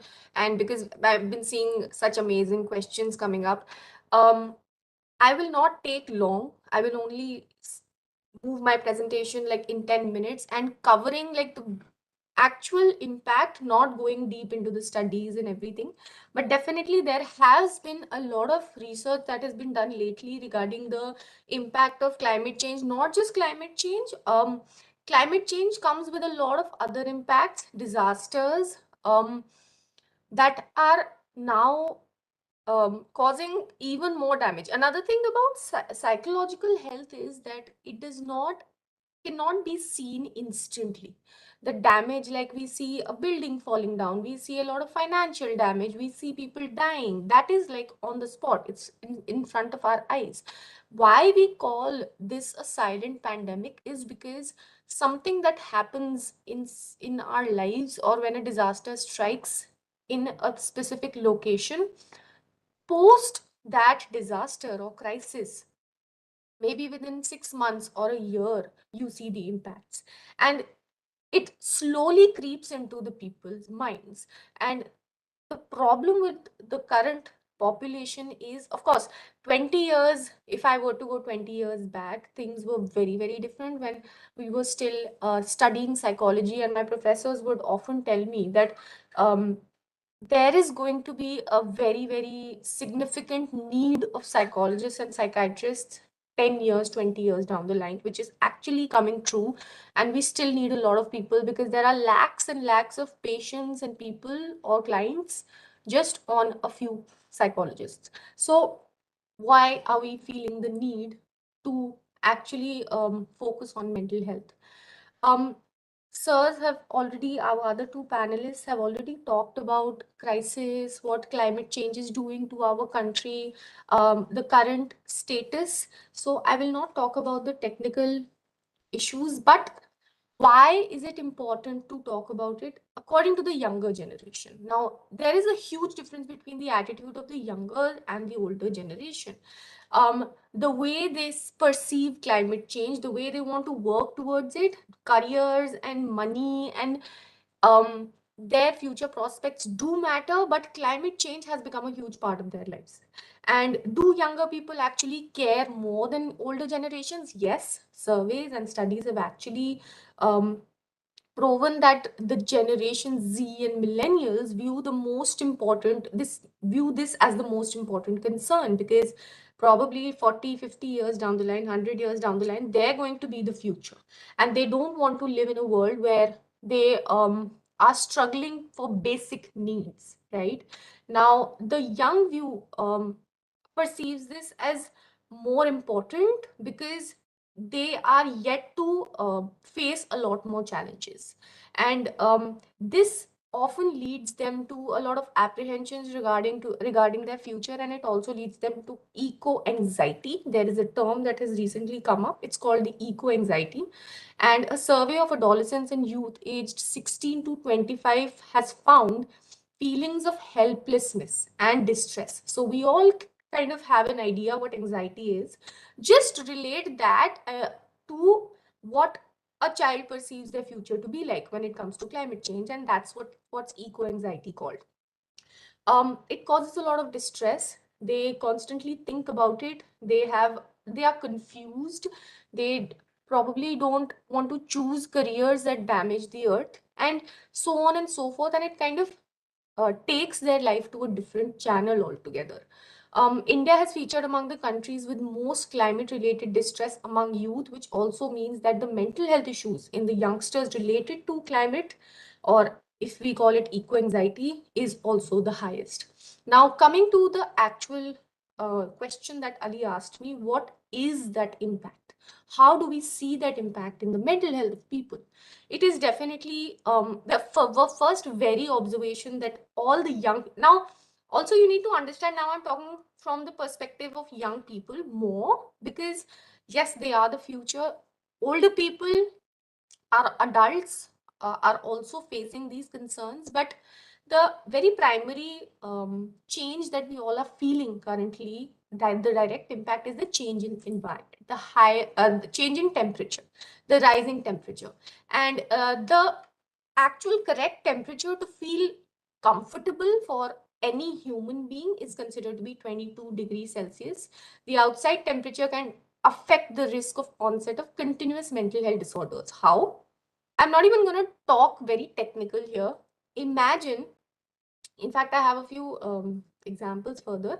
Imagine you are stuck in the traffic jam, your AC is not working, you're feeling extremely hot. What are the emotions? What are the feelings that you feel? You know, what that come instantly? Anger, irritation, frustration, probably getting a feeling that you want to kill someone. If someone is honking at you from the back and there's a red light in front of you, you're not able to move, that the confusion. Some people who are not able to react instantly, they might go under a state of shock because they're confused that if there is a red light in front of me, then why is the person honking behind me? These are the instant impacts. Okay. Now, living in such high temperatures for a really long time, and you know, not every person can afford an air conditioner. That has, of course, other issues. So people living in these high temperature will definitely have a lot of aggressive nature, and further that might cause a lot of other consequences, like Professor Santosh Kumar mentioned the impact on gender. So there have been reports by the NCRB. Recently, the reports came out that the number of cases, rape cases, the crime, the road rage, accidents went up a huge bit from 2020 to 2021, because the mental health impact is now actually showing into action in the coming years. So moving on, temperature stress can influence the psychophysiological functions by directly affecting the biochemicals. So what are the good biochemicals? We all must have heard about serotonin, dopamine, that are also called the happy hormones. These hormones help us to stay in a good mood. They pump us. They keep us bubbly and chirpy throughout the day. And imagine the high temperatures sucking all those biochemicals out of you. That's definitely going to cause a lot of concern in a lot of people, especially the younger generation, because as it is, they have a lot of hormonal imbalances. I won't say imbalances, but they are going through a lot of hormonal changes, and add on that, you know, lack of serotonin, it's going to go crazy, right? um in fact, high temperatures can also lead to sleep disturbances. You must have heard about the term insomnia, exhaustion, definitely, and heat stress, which can sometimes also lead to suicide. Now, this might seem a little weird to you, a little funny to you, but suicide is often seen to be done in the moment when you're so angry, when you're so, you know, so sad, when you're so much in pain, you're so traumatized. It is just the moment that leads you to suicide. So anger can also lead to suicide, and these are all mental health issues. Deforestation, there are a lot of tribes, there are a lot of groups of different societies that live in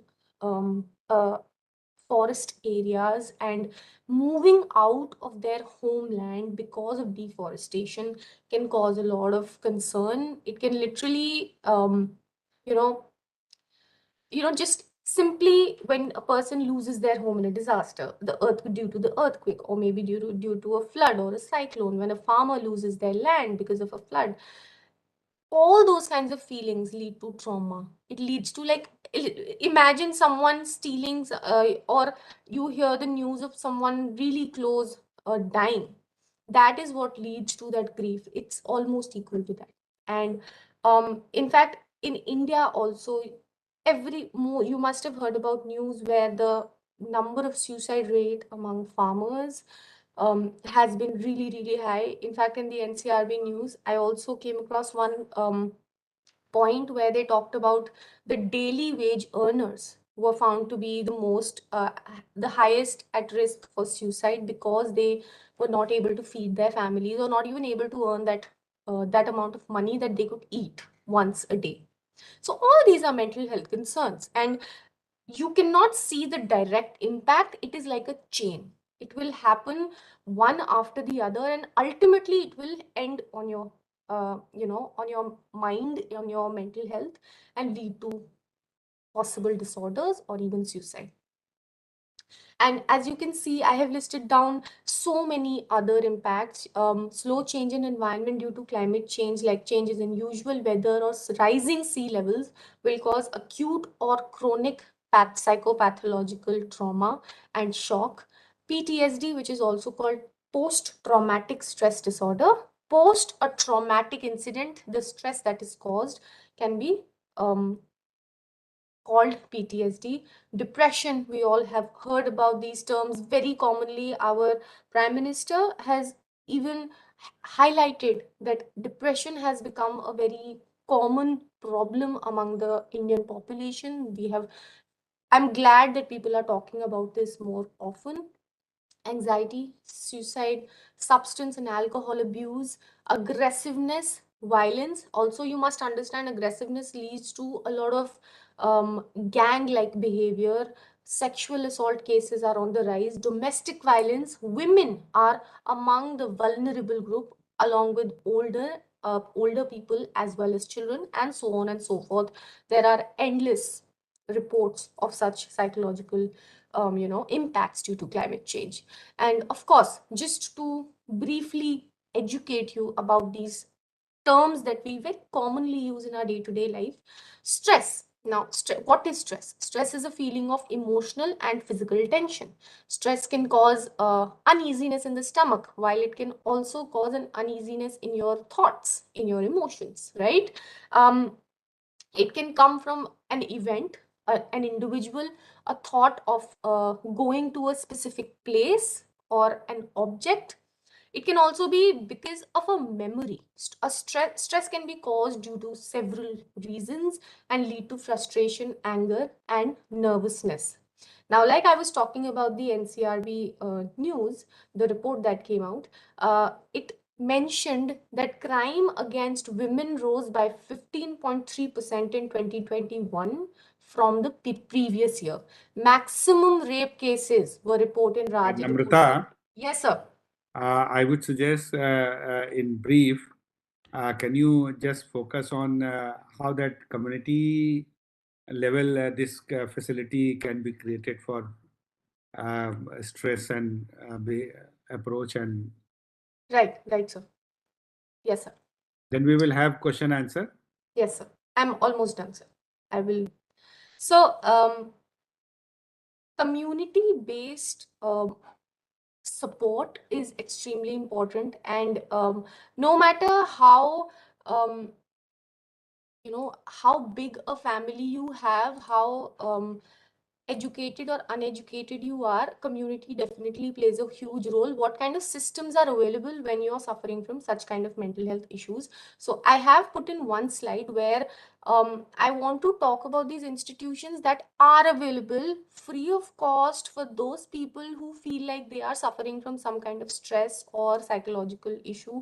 And sometimes we don't even realize that it is not the bigger disorders that need that kind of care. It is also the little things, not being able to come out of a vicious cycle of emotions, not being able to get out of bed in the morning, which is also indicative of a depressive disorder, not being able to step out of your house or stepping into a lift because you were stuck in an earthquake, in a lift during an earthquake, and that has caused some sort of anxiety or claustrophobia in your head. So when we talk about community, there are a lot of self-help groups online.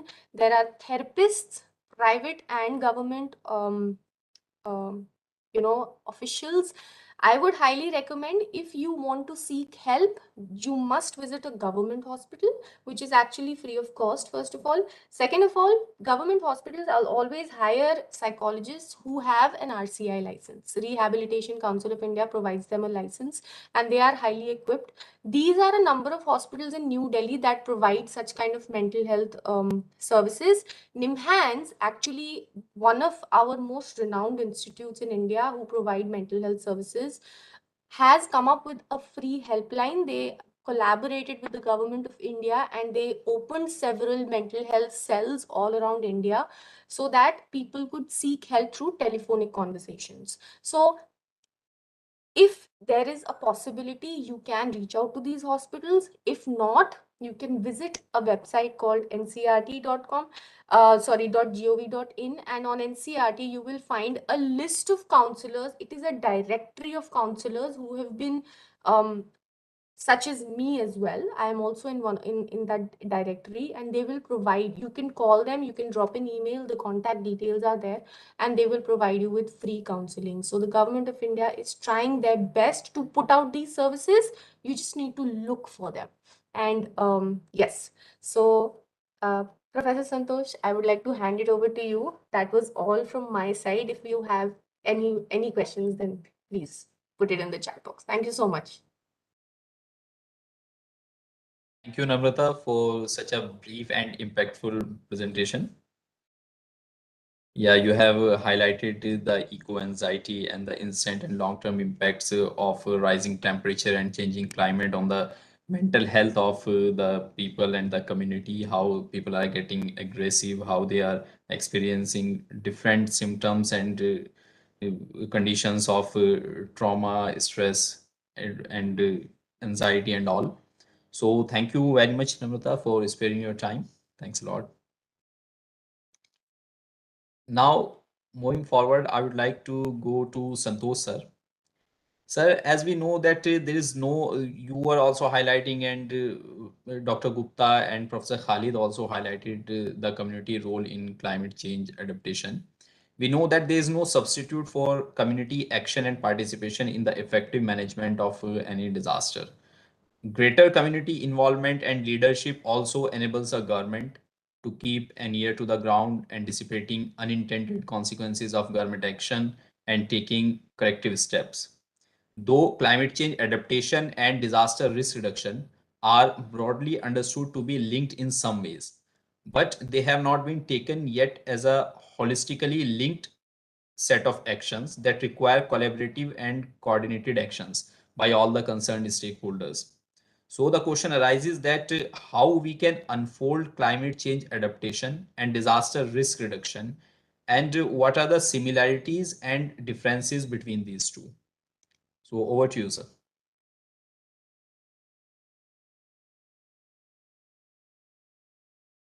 Sir, you are on mute, sir. This question is for Manu Gupta, na? Dr. No, Manu sir. Gupta. No, sir. For you, sir. Okay. I was thinking that first let Dr. Manu Gupta should address them, then I will also, well, he has a, Dr. Manu, would you like to respond? Then I will get back to this. Field perspective is very important. Yeah, I mean, I think this is work in progress, to be honest. And we have experimented with various models where community-centered approaches can be mainstreamed into our whole disaster management paradigm. But it's, it has been very small experiences, Professor Santosh, if I may say so. Some isolated examples by local governments, by Red Cross societies in a particular district, or even NGOs who have been doing this extensively in flood-prone areas. But what is really, and we also have some guidelines in place on, what kind of, which were brought out by NDMA on community-based disaster management. But I think the missing link here is that how do we recognize that as a mirror to the common command and control approach? How do we, um, instead of just every time sending out personnel and doing that kind of, external kind of assistance to the program, how does that program says, okay, we will do this much and we expect the communities to take care of themselves beyond a point. So even, for example, in many cases around the world, even FEMA says that first 72 hours we will not be able to reach you. So you need to prepare yourself. So I think that kind of a guideline, I mean, of course, that is in a very particular context of a disaster response. I would like to extend that to looking at what kind of traditional practices or even changing practices on adaptation can be brought as recognized practices with norms and standards in place and institutions identified so that they complement what would happen from the government side. So perhaps maybe you and I should sit and work out a national program. I mean, obviously with all of the experts that are here, that government can adopt for like many other government of India programs. This is something very much needed, considering the scale of people that are getting affected. So unless that happens as a very concerted approach, I feel that these little boutique kind of practices, some kind of research studies will not lead to large scale change. And we don't have the luxury of time, we are running out of time. So that's all I want to say at a very Professor macro Khalid, level. I would also like to listen to what Dr. Manu has said, and you said that global population is will be of 9 billion by 2050, or even plus than that. India's population is also going into the same direction, almost reaching out, and 70% would be the urban area. So urban community and that rural community. And there is another community, is the semi-urban community also. There is a three types of, we see that living in different, and what Dr. Gupta is saying, that this banded approach or boutique approach probably is a good initiative, but cannot be scaled up for a longer term kind of approach. So in that context, many questions have been addressed to NIDM also, that NIDM, how that NIDM can take it up. But as also Professor Manu Gupta has mentioned, government always have an ego. Those whosoever is working and they get into the trap of ego, isn't it? Academia, we have their different sides as egos. NGOs have a different kind of a ego. Government has a different kind of a ego. And also community, they have a different kind of a ego. So how that E can be actually, how together we can work on that, actually working on removal of E, or maybe mentoring E for the better cause in terms of building, realizing this is a challenge. Every time we see that, we go and act. And Dr. Gupta also that if you, FEMA also say that 72 hours you have to be prepared.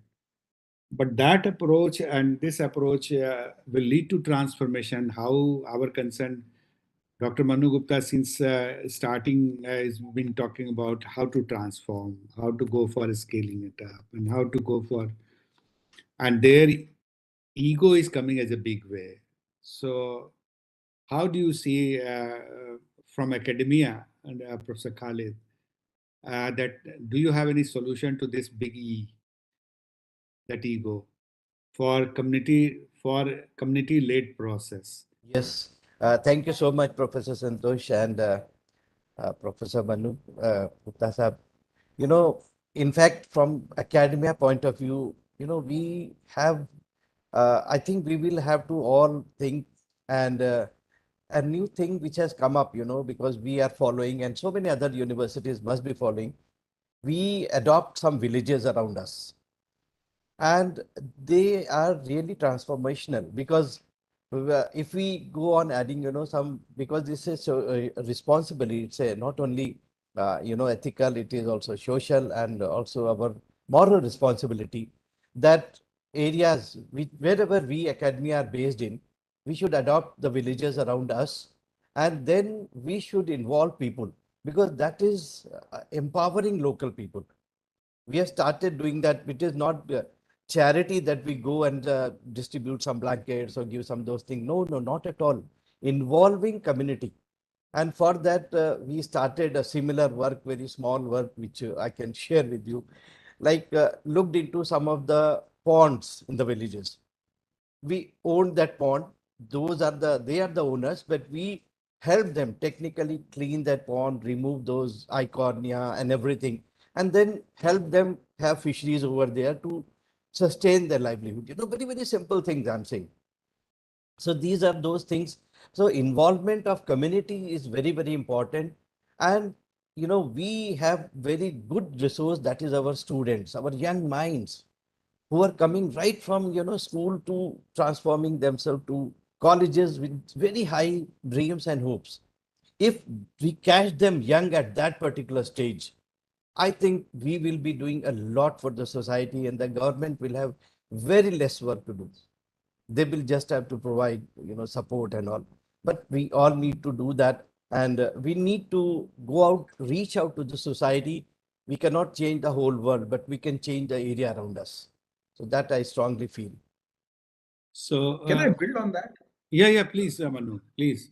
Just to I think this is a very important point about involving a younger generation, and I can relate to a recent experience where if you all recollect, during the COVID pandemic, the first 6 months we were struggling with basic things, PPE kits, N95 masks, oxygen concentrators, stuff like that, and there was a government of India push to say we want to promote startups in this area. We want to get young people to look at this fact. The other very interesting change that happened was how data based science can start informing decisions. So based on daily counts of COVID cases, government could very dynamically start taking decisions. So advent of and use of technology at that scale. Unfortunately, we haven't seen that kind of change or initiatives in our sector.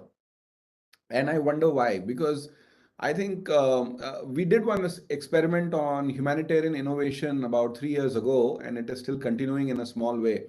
We looked at extreme heat and extreme cold temperatures. For example, in 2010, there were big floods in Ladakh.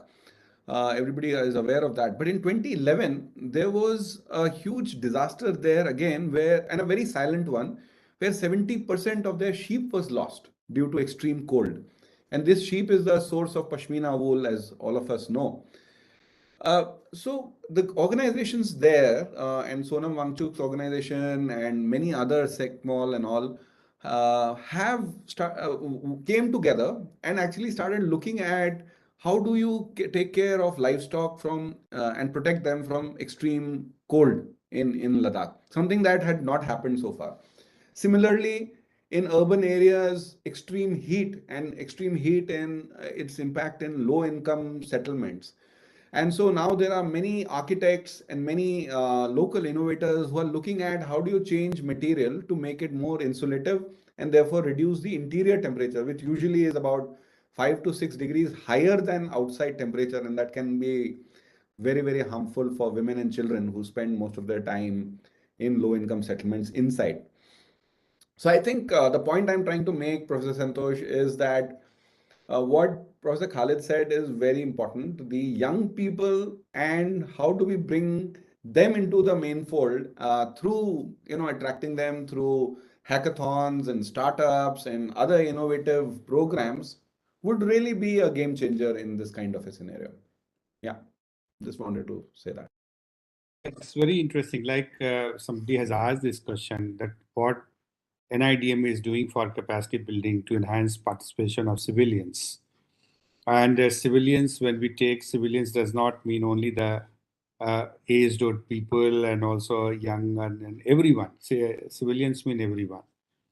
NIDM has a very conventional way of going, and conventional way of going in the sense that we develop module, we develop training for the officers, and we are trying to, and then that model did not succeed much in terms of that. Even if that government officials get trained, that they do not go to the community and have a discussion with them, formulate that kind of a dialogue with them. और ये बहुत ज़रूरी है, मुझे लगता है कि संवाद होना बहुत ज़रूरी है. In the absence of dialogue, we don't have the confidence between the two. When you see, I was looking at 100 villages when we were working for the community-based disaster management in Rajasthan. And that time we found even Patwari and also that Tahsildar. We were taking them to the community, sit and understand that, because they are the development partners. Or if anything is disjointed with the day-to-day program, probably will not succeed. So we said that why not integrate drought management also in your watershed program is going on, other programs are going on. So integrate this risk management program also. But they have a very command system approach. And that command system approach is a part of every part of the country, that Patwari, and they will not go and sit with the community as that how that we civil society or the PRA is done and all. But many of the programs government has been able to successfully bring community into a larger frame of risk management through the participation of civil society group and also with the youth. So as you said, that Professor Khalid said and what Manu said, like how we can capitalize this whole of the community volunteers from the youngsters by incentivizing something like we have made as a disaster management program. Many of the universities now have started disaster risk management. Can we link with the community engagement as if it's some credit to the course? Then probably also volunteerism with some incentive. And although that incentive, volunteerism is against that incentivization. But however, what we say that if we can link, then our student can think of, if any engineering students get involved and then find out that they have two solutions, then 4-5 people can find out the solutions. They are sitting there in the village or with the local community. So I would definitely suggest that NIDM with our partners, along with the university network, how we can actually make a kind of a systemic design. And that design is in a form of implementable action. And that probably would be very much, as you said, that supported. As a otherwise response system will keep growing. We have 1 lakh crore, 2 lakh crore, 4 lakh crore होता रहेगा, but ex gratia जाएगा, risk reduction पे नहीं जाएगा. I would like to add, if with your permission, Santosh sir. Please. In fact, as you mentioned very rightly, the University Grant Commission, UGC, has made it mandatory to have environmental science subject in every courses. You know, the first year courses we teach. And I'm happy to say that we have a disaster management course which is compulsory. Whether you are engineer, doctor, or whatever it is, you know, all the courses, architecture, everywhere. So these courses, so I think, as I said, catching them at young. So we found those students, whether he is an engineering student or management student or pharmacy or law or whatever it is, but their interest is at really high interest, which they show in our subjects. So I think NIDM can play a very pivotal role in, making all of us in one row, and then we can develop modules which will be compulsory modules and also practical based modules. And those practical, at least to save your own life, those students will carry before, and it should be mandatory. You will get degree only once you have cleared those things or some credits you have earned. Like we have, with the help of this, we have made foundational course and also 2 other courses other than the foundational course, and we submitted to UGC, and UGC has approved it and sent it to all the universities. Now we are developing curriculum, what is to be taught in that, Right. as in the foundational course and also in others. So it is going to be a long lasting impact as our new generation is coming and informed as a kind of a disaster risk management, and how that we can very swiftly can actually channelize their energy in building community capacity.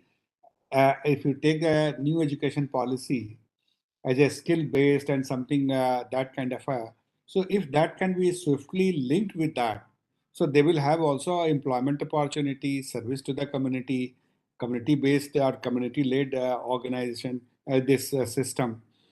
Maybe that probably we have to see that how to join the dots of Right. different initiatives, and that can be taken to the community. And I would urge also that you mentioned, which Professor Lab was also mentioning in one of the informal chats, Right. that we were discussing about the pond, this as a very good initiative, which you refer. And and was mentioning that how that can be galvanized in the flood-prone areas. What Dr. Manu Gupta is also saying, that what Mr. Swaminathan's thing is a nature-based solutions. So how that could also be with the community in the normal situation where NIDM can play a significant role. So I would like to have a kind of a Manu's also comment on that, that how what we are discussing, Manu, and you suggested also, that how you suggest that from here to way forward, what could be the possible recommendations for one that in the current setup, this and 2047, we are saying 100 years of India's independence. And today is the 75th anniversary of India's independence. And if you take the 20 years of a kind of a time frame, building community capacity as a committee-led initiative for DRR, transformation from this government owned as a public good to the goal is largely to the community good. So how we should go ahead as an NIDM, you can suggest as a way forward, some manthan should go for this? Very difficult to kind of bring that into one manthan, but I feel, Professor Santosh, that it's important that we start looking at partnerships, people partnerships in a new light, and not just recognizing their potential, but also providing the legislative, the financial framework that enables those partnerships.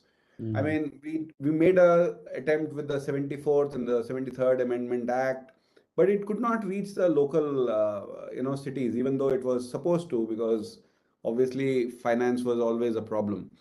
But I think this is the opportunity that if we can, in the 25-year period, bring about that transformation where very healthy and collaborative partnerships between governments and people are there, and in which, as they say, Samaj, Sarkar, Bazaar, all the three verticals come together to work on a common societal problem through good collaboration. So it's a good way of moving, and one manthan is not enough. So maybe we can dedicate some time on several manthans for transformation and community-based solutions in terms of transformation when we are saying 2047. And where we can link all the activities, whether trauma, whether it's talking about psychosocial, whether we are talking about that capacity within the community. We always keep struggling that when disaster happens, that community comes in the forefront and they take care of everyone, every resources, every individual they know. The moment government comes out there as a NDRF or SDRF and all, community go to the margin. They go for entire kind of this cordoning of the whole area, responding to the disasters, and information flow stops there. So that probably will also be one of the important thing as a constant mechanism for dialoguing on risk. We do not have any kind of a platform where we dialogue with the people. So how to have a kind of a community dialogue or community engagement with dialogue, where we can say NIDM, maybe different platform, yours platform and others platform, can have a kind of a constant dialogue with the community for risk and risk management aspects. And probably because we say that, as in the beginning itself, we said that for them, life and livelihood is the prime concerns. And 75% people are not literate in many of the hotspots areas. And so that challenge, and that too, again, as a composition, further composition, we go, how to establish the leadership amongst the community. Instead of taking button always with us and making them dependent. And you said that the government things overwhelm the community's response. Now after that, and then community just keep looking at whatever will come and that will happen. So the thing like DBT you mentioned, that DBT could be, those are the strengths which have been created over the years. The scientific innovations which have been done, technological innovations which have been done, their institutional system which have been built, how that can actually be as a kind of a very community centric rather than making as a kind of a top down centric as a central or the state government keep giving directions, keep giving guidelines. Let the time should look at also, let the community should give the guidelines that how we should govern the area. Instead of we are giving guidelines as an expert and understanding that we know everything. That is a ego, which you said. That is ego of an literate person. We say that educated person, professionals, bureaucrats. So how that this we can go as a kind of the change of this pyramid, and that pyramid would come from the many a times we also, as in the urban area when we live, we do not know X, Y, Z is happening and from where it is happening. Like Bangalore yesterday, you said that whole city was flooded, and then the cause and effect analysis was coming that that it is coming when the process of settling down is going on in the X area or Y area. Have that community been consulted there, and in what way? That is more important in pre-engagement of the community. Post-engagement at Gujarat is a classic example in the recovery program. They were consulted and where they will go in 4 towns. You remember, Manu, that happened in Anjar, Bhoj, Bachao, and this. So now that's saying that how to integrate and empower community in taking their own decisions for risk. Government cannot go to every house and go for risk reduction. That is also a limitation we know. So why we should go as a kind of a taking this challenge. So I would agree what you are suggesting, but you give one way forward, 2 way forward at least, so that we can work it out. You have given many, but as a last point of the day, that where we should converge, and let us remove this E and this ego to empowerment. That journey should start. It has been started already, but to strengthen this journey further.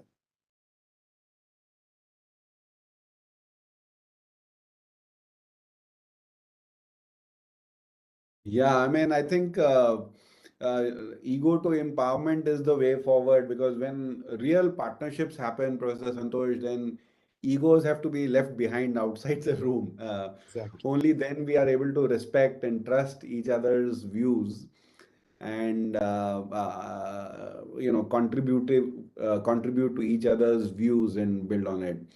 I think the time has come to really and we have the blessings of technology to bring people together, to even though they may be in different geographies, they don't need to physically come in one place, but a sustained, like a community of practitioners around the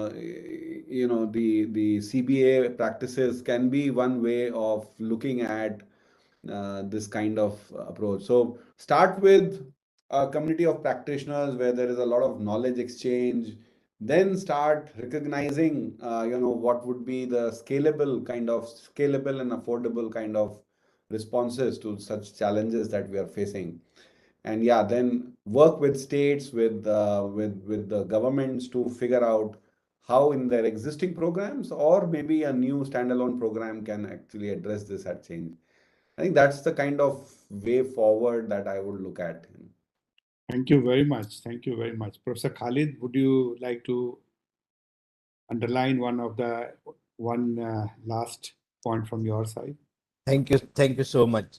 I would certainly wish, that concern for nature and biodiversity should be ingrained in our DNA. If that can be done, I think lot of solutions. We don't have to look for even technological interventions because nature has provided a solution. Let us go back to nature. Thank you. Thank you very much. Thank you. Namrata, what is your final point? Sir, I completely agree with you on where you said that we need to adapt a more bottom-up approach, because as a psychologist also, I feel like everything starts from a family, from a very grassroots level, from parenting.